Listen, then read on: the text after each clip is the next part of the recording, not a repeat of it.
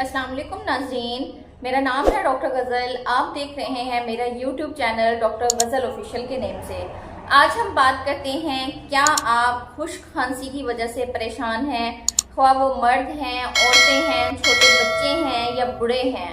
अक्सर देखा ये गया है कि हर बंदा खांसी से बहुत परेशान है। खांसी दो तरह की होती है, एक खुश्क खांसी होती है, दूसरी स्पूटम वाली होती है। वो तमाम लोग जो किसी केमिकल की फैक्ट्री में काम करते हैं, किसी डस्ट वाली जगह पे काम करते हैं, कोई मिस्त्री हैं, कोई मजदूर हैं, कोई कंस्ट्रक्शन में काम कर रहे हैं, या आटे वाली जगह पे कोई आटे की चक्की वगैरह पे काम कर रहे हैं, या कोई मजदूर हैं गंदम काट रहे हैं। चूंकि बहुत ज्यादा डस्ट की वजह से जब आलूदा हवा अंदर जाती है तो बार बार खांसी आने के इम्कान हो सकते हैं। याद रखें, अगर आप किसी काम वाली जगह पे हैं और आपको बार बार खांसी करनी पड़ती है तो ये अस्थमा का मसला हो सकता है।